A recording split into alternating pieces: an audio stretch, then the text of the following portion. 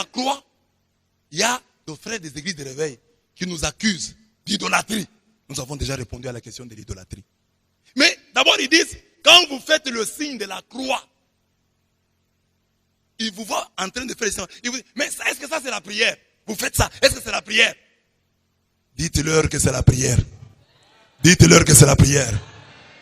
Dites-leur que c'est ma manière de vivre les Écritures comme celle-ci.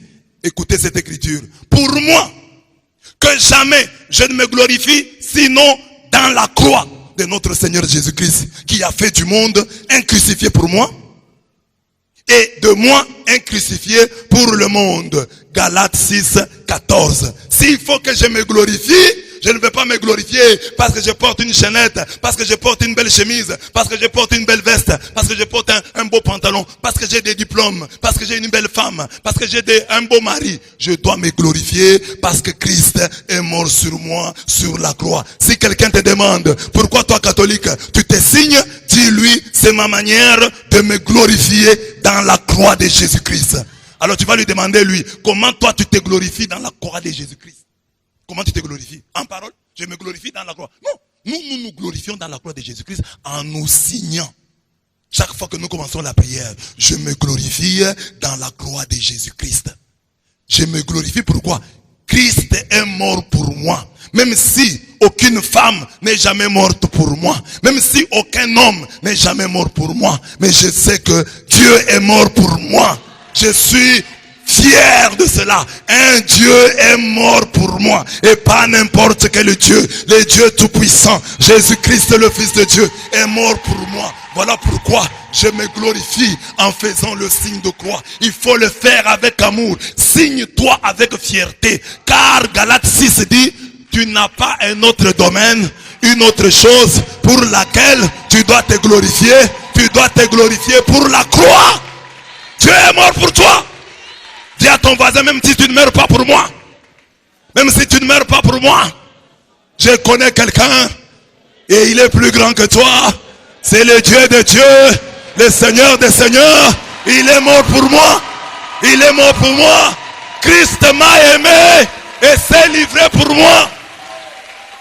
Donc quand nous nous signons, nous disons, Christ m'a aimé et s'est livré pour moi.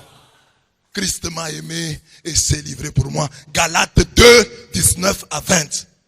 Christ m'a aimé. Je suis crucifié avec le Christ. Et ce n'est plus moi qui vis, mais c'est le Christ qui vit en moi. Ma vie présente dans la chair, je la vis dans la foi au Fils de Dieu qui m'a aimé et s'est livré pour moi. Il m'a aimé, il m'a aimé, il m'a aimé et s'est livré pour moi. C'est ainsi que nous portons la croix. C'est pour nous enorgueillir. La Bible nous dit de ne pas nous enorgueillir dans notre intelligence, de notre argent. Ça, toutes ces choses-là vont passer. Mais la croix de Jésus-Christ ne passera pas. Le sacrifice de Jésus-Christ ne passera pas. L'histoire ne changera pas. Le fait que Dieu est mort pour toi. Dieu est mort pour moi. C'est resté dans l'histoire. Dieu est mort pour toi. Est-ce que tu as compris cela? Tu as compris cela? Et puis, quand je me signe, je fais les signes de la croix, je suis en train de dire, la preuve que Dieu nous aime, c'est que le Christ, alors que nous étions encore pécheurs, est mort pour nous. Est mort pour nous. Alors que nous étions encore pécheurs, quel signe d'amour. Nous sommes fiers. Glorifie-toi en faisant les signes de croix. Si lui se glorifie en citant la croix, Jésus ne nous a pas donné la forme de nous glorifier. À travers ce texte, Paul ne dit pas, mais Paul dit que chacun trouve un moyen. Je pense que ça, trouve un moyen de se glorifier du fait que Jésus est mort pour lui sur la croix. Toi, tu te glorifies. Jésus est mort pour moi sur la croix. Moi, je l'ai dit aussi et je fais ça aussi. Donc moi, j'ai un plus. Toi, tu ne fais que le dire. Mais moi, chaque jour, je me signe. Toi, tu peux faire une prière où tu ne cites pas la croix. Mais moi, quand je commence ma prière, je dis, cette prière, si je la fais, c'est parce que quelqu'un est mort pour moi sur la croix. C'est parce que Jésus est mort sur la croix que je peux me tenir devant Dieu.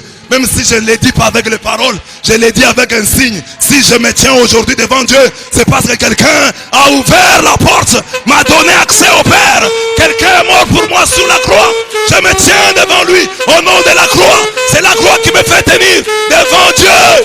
Si Jésus n'était pas mort, je ne pouvais pas me tenir devant Dieu et dire n'importe quoi. Je suis un pécheur. Je ne suis pas assez digne pour me tenir devant lui. C'est ainsi que quand je commence la prière, je commence avec la croix. Je dis, papa, ce qui me fait tenir devant toi, c'est parce que quelqu'un, l'homme de Galilée, est mort pour moi. C'est lui qui me donne par la croix la permission, l'autorisation de me tenir devant toi et de parler. Je peux maintenant parler, sachant que quelqu'un a payé ma dette. Quelqu'un a payé ma dette. Je peux parler avec audace. Je peux t'appeler Abba. Parce que quelqu'un est mort pour moi. Il est mort pour moi sous la croix. Il a donné sa vie pour moi. Christ m'a aimé. Christ m'a aimé. Et s'est livré pour moi. Il m'a donné accès auprès du Père. Il m'a donné accès auprès du Père.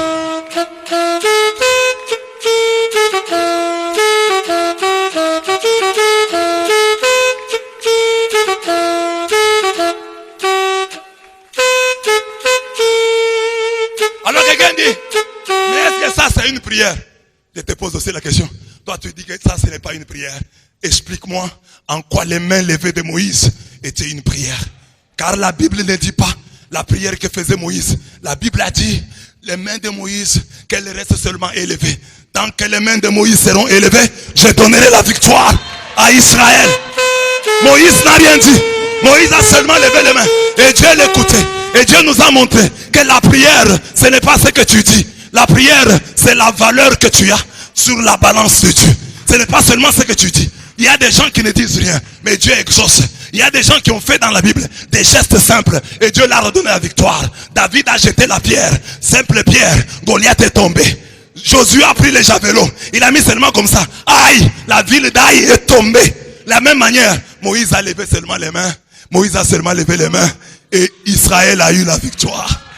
Moïse n'a rien dit et quand même il était fatigué, Moïse s'est assis. Aaron et Hur ont tenu ses mains. Ont tenu ses mains. Tant que les mains de Moïse seront élevées, la victoire sera à Israël. Et cette image des mains de Moïse, tenue par Aaron et Hur, c'est aussi l'image de la croix.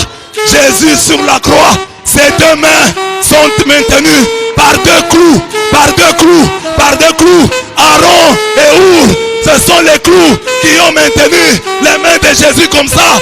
Tant que ses mains seront comme ça, tu auras la victoire. Tant que les mains de Jésus seront écartelées sur la croix, tu auras la victoire. Oh, les mains de Moïse ont donné la victoire à Israël. Les mains de Jésus-Christ sont plus fortes que celles de Moïse. Que les mains de Jésus-Christ élevées sur la croix, retenues sur la croix par les deux clous, comme Moïse, comme Aaron et Hur. Retenez les mains de Moïse. Que ces mains de Jésus-Christ soient éloquentes. Que les mains de Jésus-Christ parlent dans ta vie et te donnent la victoire. Les mains de Jésus sont plus éloquentes que les mains de Moïse. Elles doivent te sauver. Elles doivent te donner la victoire. Tant qu'elles seront élevées, tu auras la victoire. Les mains de Moïse. Les mains de Moïse donnent la victoire. Mais les mains de Jésus donnent plus que la victoire. Les mains de Jésus sont plus puissantes et plus éloquentes que les mains de Moïse. Oh, les mains de Moïse ont donné la victoire devant Amalek. Oh, les mains de Jésus nous donnent la victoire devant toutes les forces du mal. Devant toutes les forces du mal. Ça c'est...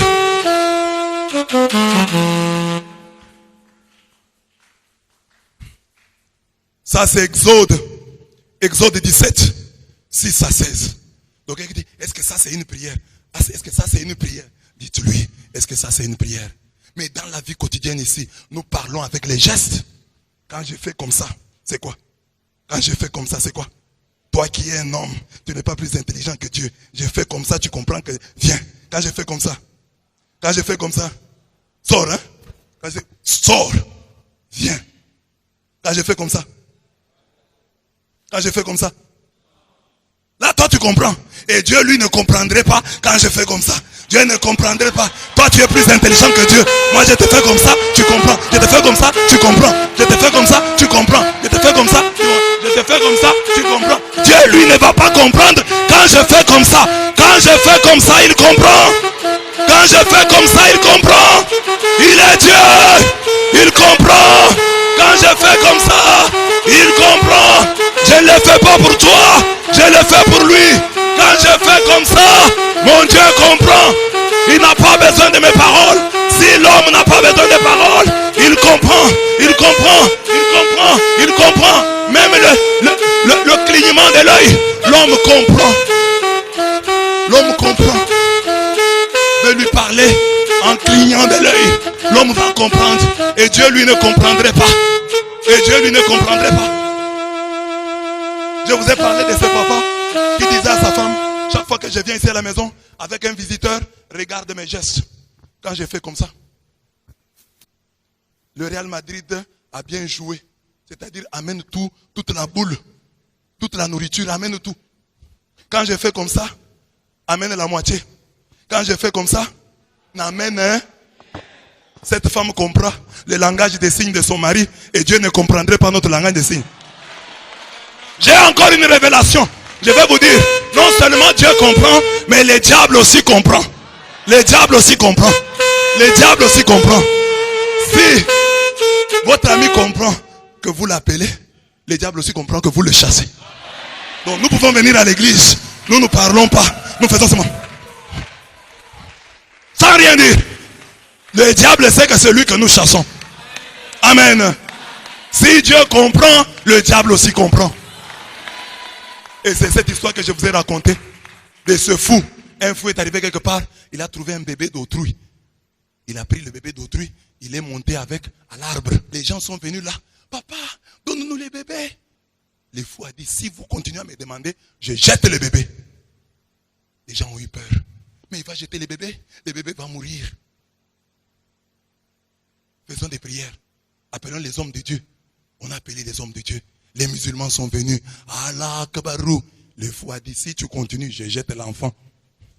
Les gens des églises de l'éveil sont venus. Le fou a dit, si tu continues, je jette. Un prêtre est arrivé. Le prêtre a fait seulement.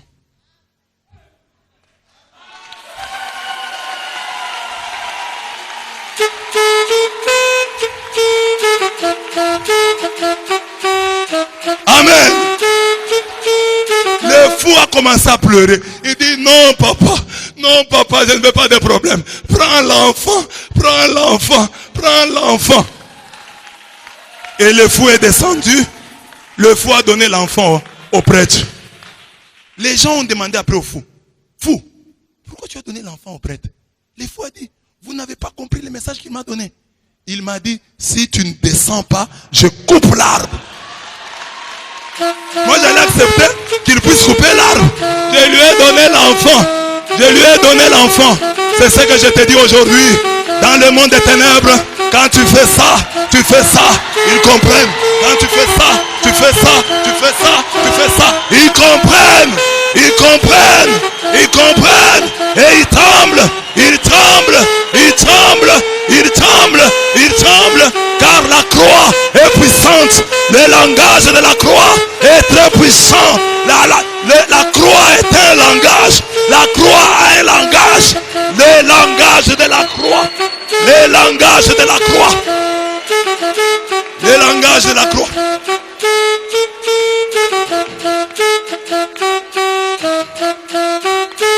Le langage de la croix. Alors vous comprenez pourquoi Paul parle du langage de la croix. Il dit que le langage de la croix est folie pour ceux qui se perdent. Mais pour ceux qui se sauvent, pour nous, il est puissance de Dieu. 1 Corinthiens 1, 18. Le langage de la croix est folie pour ceux qui se perdent.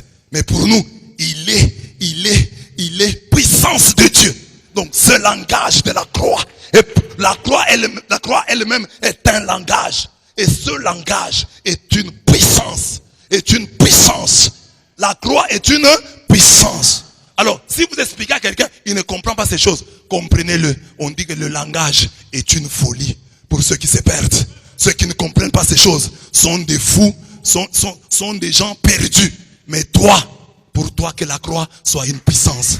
Alors il y a des gens qui sont des ennemis de la croix. Paul en parle. Philippiens 3, 18. Les ennemis de la croix du Christ. On fait ça. Toi tu dis non, c'est faux. On fait ça, ça c'est faux. Certains même disent non, les témoins de Jéhovah disent, il n'est pas mort sur la croix. Il est mort sur un poteau. S'il est mort sur un poteau, donc il y avait un clou. Vous voyez les photos des témoins de Jéhovah? Il n'y a qu'un clou. Mais quand Thomas nie, qu'est-ce qu'il dit? Il dit que pour que je puisse croire que Jésus est ressuscité, il faut que je vois dans ses mains la marque des clous. Clou est au pluriel. Donc il y a eu au moins 2 clous. En tout cas pour les mains, il y a eu 2 clous. Et les 2 clous c'est sur notre croix, pas sur le poteau des témoins de Jéhovah. D'autres continuent, ils aiment la croix, mais ils refusent de crucifier. Parce que les crucifix, Jésus est là. Et ils disent, pour se moquer de certains catholiques non affermis, ils disent, votre Dieu à vous les catholiques, votre Jésus à vous les catholiques, il est mort, il est encore sur la croix. Le nôtre est descendu de la croix. Mauvais raisonnement. Mauvais raisonnement. Mais tu dis que Jésus est descendu de la croix, mais tu continues à prier, le sang de Jésus. Lui est ressuscité. Le sang va couler comment? Ça, c'est l'histoire de Jésus. C'est que Jésus a fait sur la croix. Et même la croix, tu cites la croix pourquoi? Enlève même la croix. Toi, aie comme symbole le tombeau vide. Mais tu as dans ton église, tu as mis la croix. Et tu dis, les catholiques, les dieux des catholiques est encore sur la croix. Les nôtres est ressuscité. Mais tu as la croix. La croix là, Jésus est mort sur la croix, non? Jésus est mort sur la croix. Donc, ne prends même pas la croix. Toi, mets les tombeaux vides. Que ce soit ton signe. Que tu te signes comme ça. Pour expliquer le tombeau vide. Mais tu continues à avoir la croix. Et tu dis non. Mais tu parles de la croix. Et Paul dit quoi? Écoutez ce que Paul dit. Je termine par là. Paul dit ça. Écoutez. Paul dit, alors que les Juifs demandent des signes et que les Grecs sont en quête de sagesse, nous proclamons, nous, un Christ crucifié. Il dit que lui, Paul, quand il prêchait un Christ crucifié. Car c'est le même là qui a été crucifié, qui est ressuscité. On ne peut pas séparer le crucifié du ressuscité. Il n'est ressuscité que parce qu'il a été crucifié. Paul dit, je prêche un Christ crucifié. Scandale pour les Juifs, folie pour les païens. Mais pour ceux qui sont appelés Juifs et Grecs, c'est le Christ.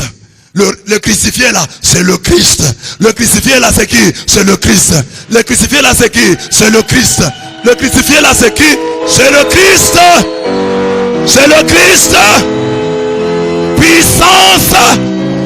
Puissance de Dieu et sagesse de Dieu. Le Christ crucifié, puissance de Dieu et sagesse. Paul prêchait un Christ crucifié, un Messie crucifié. Il dit c'est un scandale pour les Juifs, une folie pour les païens, pour les Grecs. Mais pour nous, le crucifié là, c'est le Christ. C'est le Christ. C'est le Christ. Puissance de Dieu. Puissance de Dieu et sagesse de Dieu. Ça c'est 1 Corinthiens 1, 22 à 24. Et après, 1 Corinthiens 2, 2. Il dit encore quoi? Je n'ai rien voulu savoir parmi vous, sinon Jésus-Christ et Jésus-Christ crucifié. Ça c'est Paul. Il dit quand je venais chez vous, moi je n'avais besoin de rien. Oh, vous avez l'argent. Oh, vous avez ceci. Moi, ce que j'ai cherché dans votre vie, c'est d'y voir Christ et Christ crucifié. Ah, non, non, le Dieu des catholiques est encore sur la croix. Faux. Notre Dieu est vivant. Les catholiques, chaque dimanche, nous célébrons la résurrection de Jésus-Christ. Chaque dimanche, nous ne fêtons rien d'autre que la résurrection de Jésus-Christ. Toi, tu dis, ah, vous, votre Jésus là est encore... Et vous priez, vous dites, le sang de Jésus. Et tu continues à dire, dans ces meurtrissures, nous sommes guéris. Dans ces meurtrissures, dans ses blessures ou dans sa résurrection. Nous sommes guéris. Oui, maintenant, vous avez des problèmes. Des réflexions courtes. Des gens qui ne sont pas spirituels, qui disent des choses sans réfléchir. La résurrection de Jésus nous sauve. La croix de Jésus nous sauve. La salive de Jésus nous sauve. Tout ce que Jésus a là nous sauve. Tout ce qui appartient à Jésus nous sauve. Jésus prend la salive, il te jette, tu es guéri. tes yeux s'ouvrent. Il te touche avec sa main, il te guérit. Il peut même te guérir avec son pied. Tout ce qui appartient à Jésus sauve. Sa croix sauve. Sa résurrection sauve. Son ascension sauve. Son évangélisation sauve. Tout ce que Jésus fait sauve. Oh, le Dieu des catholiques là, il est mort. Mais la Bible dit, dans ces meurtrissures, nous sommes guéris. Alors, les meurtrissures là sont où? Et Jésus est ressuscité avec les meurtrissures. Il est ressuscité avec les... Mais oui, il n'a pas laissé ça pour dire que je suis le même. Hier, aujourd'hui et pour toujours. C'est celui-là même que vous avez tué qui est ressuscité. Celui qui est ressuscité, c'est celui-là même que vous avez tué. On ne peut pas séparer le Christ ressuscité du Christ crucifié. Il n'y a qu'un seul Christ. Il ressuscite, mais avec des cicatrices. Il ressuscite avec les marques dans ses mains, dans son côté. Il ressuscite avec. Il pouvait laisser ça, mais il est ressuscité avec. C'est pour dire il est le même. Donc ne créez pas de faux problèmes. Oh, moi j'ai la croix et j'ai le fils de crucifix parce qu'il y a la statue de Jésus là. Et on ne sait même pas c'est lui qui est là si c'est Jésus. Mais qu'est-ce qui te prouve que la croix là, c'est Jésus? Parce qu'il y avait des crucifix aussi avant. Réfléchissez bien. Que Dieu vous bénisse.